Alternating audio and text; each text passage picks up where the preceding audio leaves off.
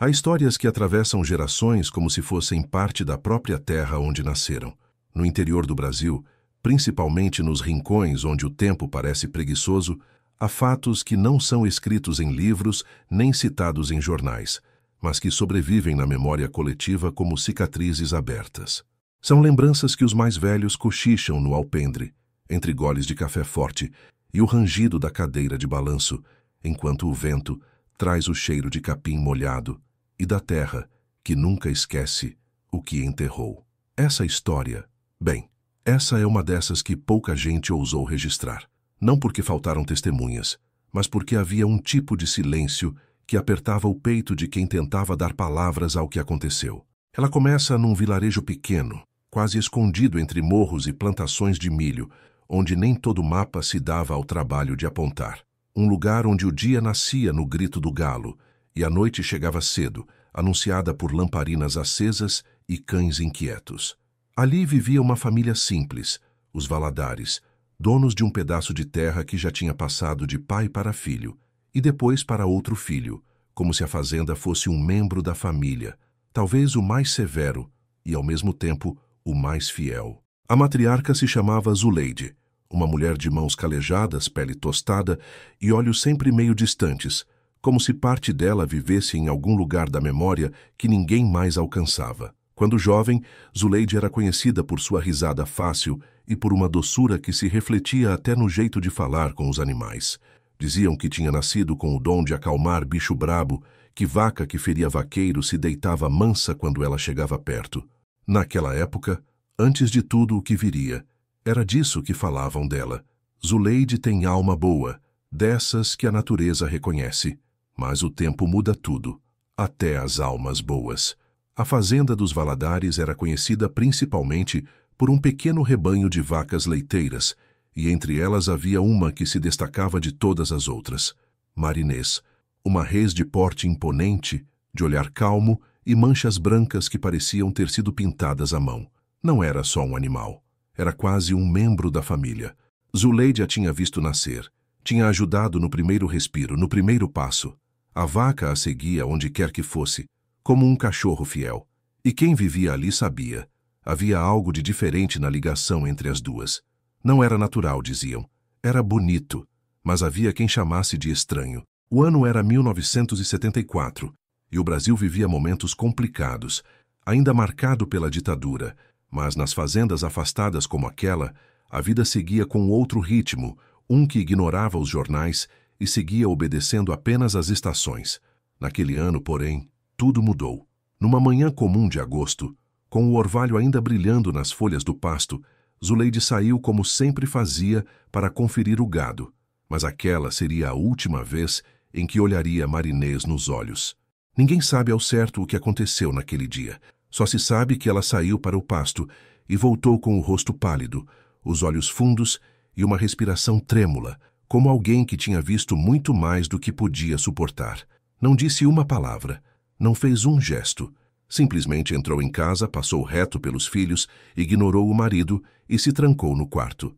Marinês, a vaca que nunca se afastava, não voltou com ela. E por algum motivo que ninguém naquele tempo ousou perguntar em voz alta, ninguém foi procurá-la. Ela esqueceu a vaca no pasto, foi o que disseram, mas quem viu de perto sabia. Aquilo não era esquecimento. A partir desse dia, algo se quebrou na casa dos Valadares. Zuleide passou a viver como sombra do que fora. Não sorria, não cantava mais enquanto fazia o pão, não respondia quando chamavam seu nome. Era como se parte dela tivesse ficado presa lá no pasto, no momento exato em que seus olhos encontraram alguma coisa, algo que nem mesmo ela foi capaz de explicar em palavras. Os mais velhos comentavam que o silêncio dela era um sinal. Quem cala demais não tem paz por dentro. E o tempo passou. 50 anos. 50 anos exatos desde o dia em que Marinês foi deixada no pasto e nunca mais voltou. 50 anos em que a história se tornou meio proibida, meio esquecida. A fazenda mudou. Os filhos cresceram. O marido morreu antes de saber respostas. O velho curral virou ruína. E Zuleide sobreviveu, mas não viveu. Até que, numa manhã como qualquer outra, já no presente, quando ela completava mais de 80 anos, uma carta chegou. envelhecida, sem remetente, com o nome dela escrito à mão, numa letra que ninguém daquela geração reconhecia. E o mais estranho, o envelope não tinha carimbo, não tinha selo, não tinha marca de correio. Era como se tivesse sido entregue em silêncio, por alguém que não quis ser visto, pousado na soleira da porta, como um aviso que o tempo insistia em cobrar. Quando o neto encontrou a carta e levou à avó, ninguém esperava que ela reagisse. Ela já quase não falava, às vezes nem lembrava onde estava. Mas ao ver o envelope, algo se acendeu em seus olhos, como se um lampejo de vida esquecida atravessasse décadas e voltasse para buscá-la.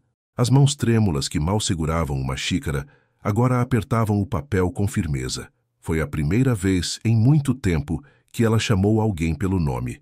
Traga todos, não abram sem mim. Ninguém entendeu, mas obedeceram, porque velhos que voltam a olhar longe sempre sabem coisas que os jovens ignoram. A carta foi aberta no centro da sala, com filhos, netos e bisnetos reunidos.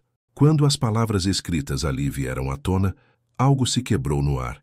E não foi medo, nem surpresa, mas uma sensação estranha, como se o passado, finalmente, depois de 50 anos, tivesse encontrado o caminho de casa. E foi aí que todos entenderam.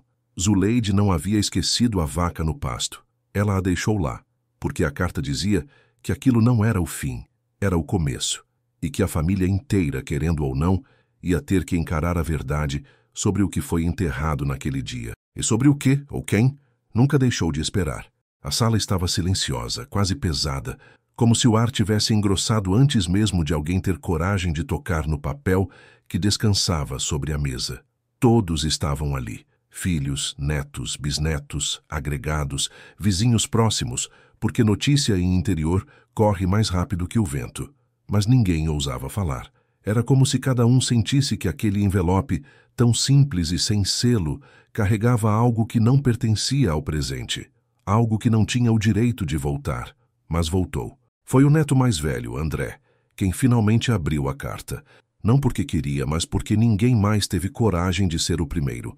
O papel estava amarelado, com um cheiro de coisa guardada por tempo demais, como se tivesse atravessado os anos sem respirar. Havia apenas uma folha dentro, mas não era o pouco que assustava. Era o fato de que as letras estavam escritas com a mesma caligrafia que todos reconheceram logo de imediato, a de Zuleide. A mesma mão trêmula que agora descansava sobre o colo, incapaz de segurar uma caneta há anos. Mas aquilo não fazia sentido, porque a carta era datada de 1974, o mesmo ano em que a vaca desapareceu, muito antes de qualquer um dos netos nascer. Um murmúrio inquieto percorreu os presentes. Isso é brincadeira? Nossa avó escreveu isso? Mas ela nunca nos contou nada. O filho do meio, Arlindo, tomou a carta das mãos de André antes que a comoção começasse. Sua voz tremia antes mesmo de começar a ler, e quando leu, o que estava escrito pareceu arrancar o mundo do lugar. Se estão lendo esta carta, é porque o tempo me venceu antes que a verdade pudesse ser dita em voz alta. O que aconteceu naquele pasto não foi esquecimento e não foi acidente. Eu não voltei com Marinês porque não havia ninguém para voltar. Nem ela, nem eu. Há coisas que a terra engole, mas não digere. E um dia, cedo ou tarde, ela devolve. Arlindo parou. Zuleide, até então imóvel, abriu os olhos devagar e parecia ouvir cada palavra como quem revive um pesadelo intacto. O filho mais velho insistiu. Leia tudo. Arlindo continuou. E a parte seguinte foi pior. Marinês não morreu. Ela foi levada. E o que a levou não era deste mundo, mas veio por causa de mim, da minha família, do que meu pai fez antes de eu nascer. O preço que ele pagou não terminou na vida dele, continuou na minha, e continua na de vocês. Um arrepio percorreu a sala como vento gelado. Não era normal, não era religioso, não era superstição. Era medo puro, aquele que nasce quando o inexplicável se aproxima do inevitável. André, tentando racionalizar, disse quase em riso. Isso é loucura. Ela devia estar confusa quando escreveu isso. Mas ninguém respondeu, porque mesmo sem acreditar, ninguém riu. Havia um incômodo que não podia ser ignorado. Zuleide, que passara anos em silêncio, finalmente levantou a cabeça. A voz saiu fraca, mas com uma clareza que ninguém imaginava que existia mais nela. Eu não estava louca, e vocês sabem disso. A sala inteira se virou. Era como ver um fantasma falar. Ela pediu para continuarem a leitura. Arlindo obedeceu, com as mãos suadas segurando o papel. No dia em que deixei a vaca no pasto, não fui eu quem decidiu. Eu senti que algo me observava, algo que nunca tinha visto, mas que já me conhecia. Quando olhei nos olhos de Marinês, ela entendeu antes de mim. Que ela ficou parada. Não resistiu, como se soubesse que aquele era o preço. Mais uma pausa. Os filhos se entreolhavam, alguns com raiva, outros com algo mais profundo, culpa sem saber por quê. Meu pai fez um pacto, não por maldade, mas por desespero. A fazenda estava morrendo, a seca tinha levado tudo, e ele aceitou o que não entendia. Alguém, ou algo, prometeu prosperidade. Só que todo pacto tem volta, e a nossa começou com o gado, mas terminaria com sangue. Um dos bisnetos começou a chorar devagar, sem entender ao certo o motivo. Talvez por medo primitivo, talvez porque quando adultos tremem, crianças sentem. Eu consegui adiar. Eu ofereci o que me pediram, mas o que eu dei não foi suficiente. Eles voltariam, e vão voltar, quando o ciclo completar 50 anos. E então a última linha, uma frase que pesou como pedra, uma frase que ninguém queria ouvir, mas já era tarde. Se estão lendo agora, o tempo acabou. Não houve gritos, não houve histeria, houve apenas silêncio. Um silêncio vivo feito de olhar que se recusa a piscar, porque 50 anos tinham se completado naquele dia. A reação foi uma mistura estranha. Os mais jovens tentavam achar explicação lógica, os adultos se escondiam em negação, e os mais velhos, aqueles que cresceram ouvindo histórias antigas sobre maldição em terra de fazenda, ficaram com o rosto fechado, como se algo que temiam há décadas tivesse finalmente chegado à porta.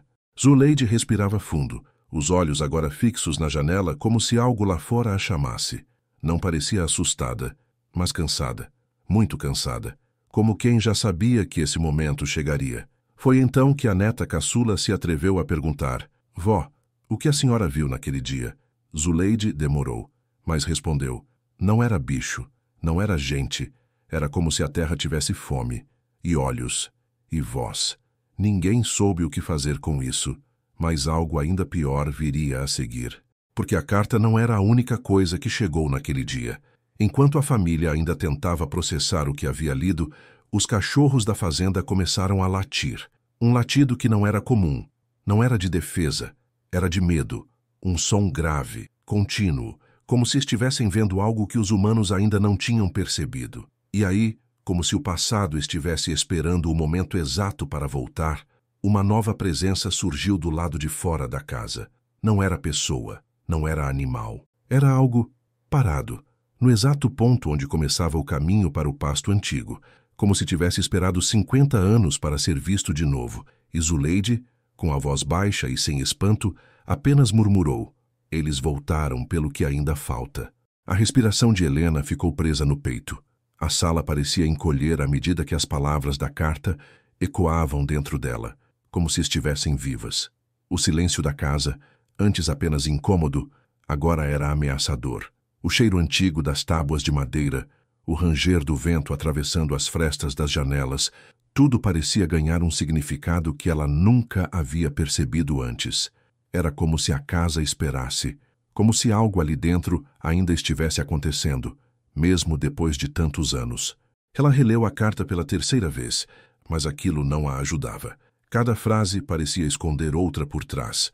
Não era uma simples lembrança do passado, era um aviso, um pedido, um acerto de contas com algo que nunca havia sido resolvido, um segredo que, por algum motivo, tinha voltado agora, 50 anos depois.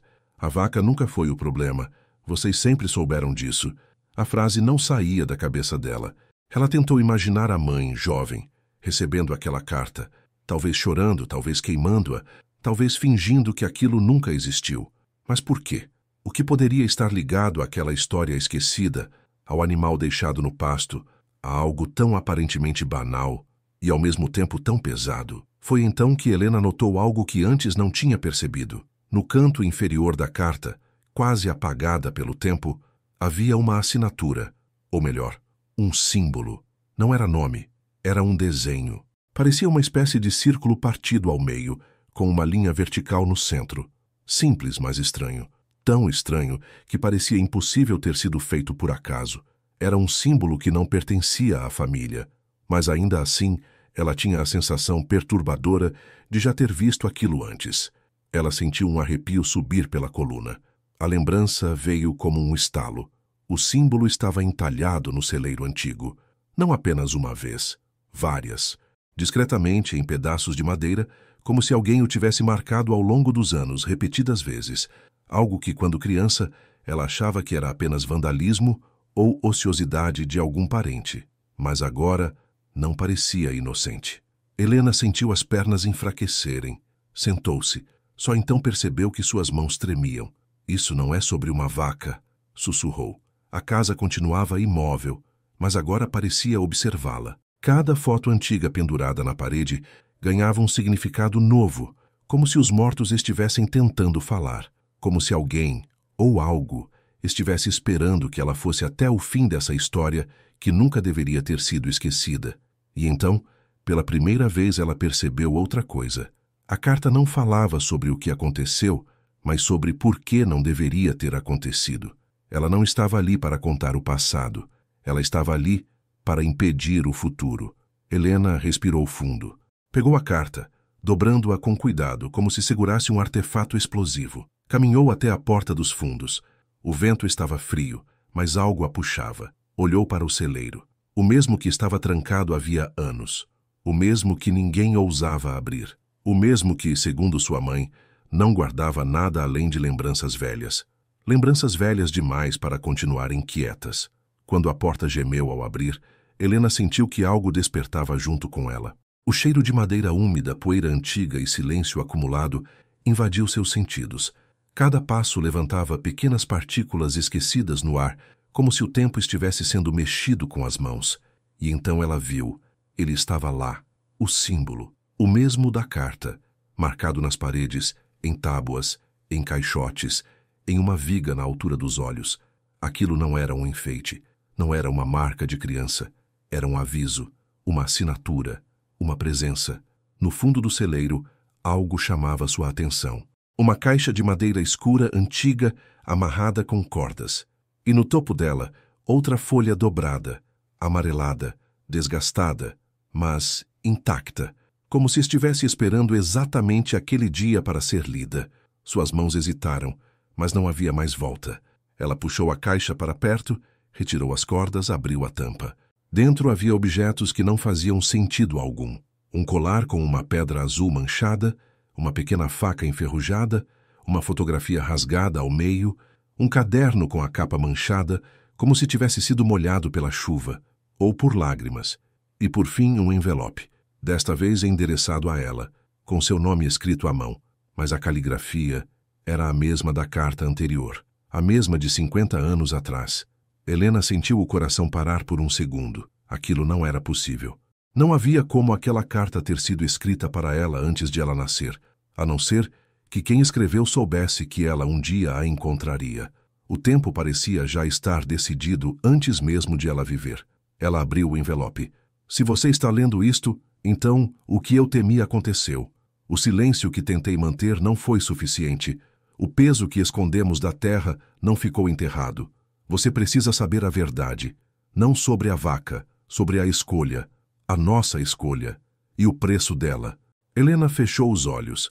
Tudo ficou claro de repente, e ao mesmo tempo mais sombrio do que ela poderia imaginar.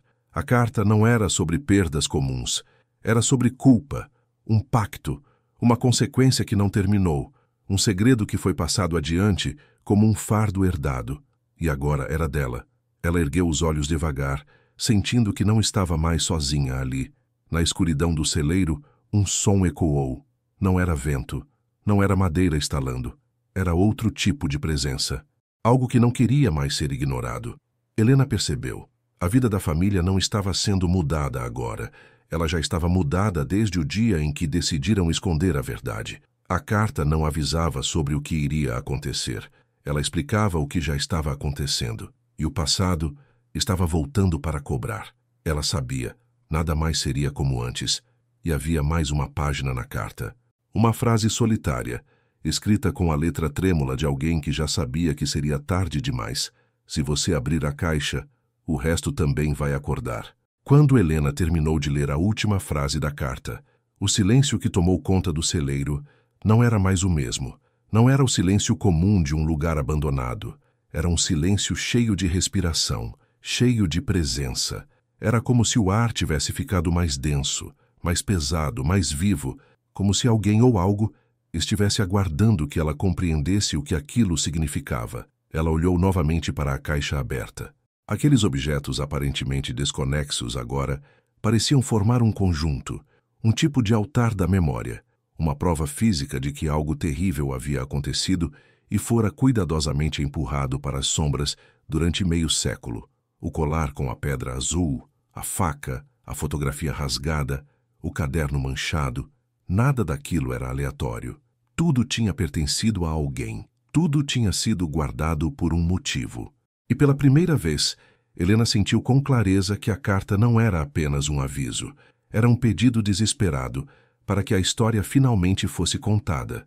Não por quem viveu, mas por quem sobrou. Ela respirou fundo e pegou o caderno. As páginas estavam frágeis, algumas rasgadas, outras borradas pelo tempo, mas havia trechos inteiros ainda legíveis. A caligrafia era firme, mas sombria. Não era um diário qualquer. Era um registro de culpa. De decisões que foram feitas quando ninguém sabia que o preço viria tão caro. De um pacto que jamais deveria ter acontecido. A primeira frase já pesava como chumbo. Nós achamos que esconder seria o mesmo que apagar, mas nada que envolve vida e morte fica sem dono. Helena folheou as páginas com o coração batendo forte e começou a entender. A vaca esquecida no pasto não era um descuido, não era um acidente, era uma escolha. Aquela vaca, a tal que virou história de família contada como piada amarga ao longo dos anos, havia sido levada ali de propósito. Não foi abandonada. Foi oferecida, e então as peças começaram a se encaixar com brutal clareza. Sua mãe, seu avô, seus tios, todos sabiam. A vaca esquecida era o que o resto da família chamava de o dia do acerto, mas só agora Helena entendia o que aquilo significava. Não era sobre um animal, e sim sobre um pacto antigo, herdado, baseado em uma troca, prosperidade em troca de sacrifício, um trato velado, feito num tempo em que a família estava à beira da fome, da falência, do desespero. Eles tinham feito a escolha que muitos fariam: sobreviver. Mas não entenderam que, ao salvar o próprio destino, amarraram os futuros que viriam depois. Nada do que é dado de graça vem sem cobrança. Vocês sabiam, mesmo sem admitir. Um dia, alguém da linhagem iria pagar. E ninguém pode fugir da herança do sangue. Helena sentiu o estômago afundar. A carta de 50 anos atrás não era para a mãe dela, era para ela, desde o início. Era um aviso enviado para o futuro. Foi quando ela percebeu outra coisa terrível.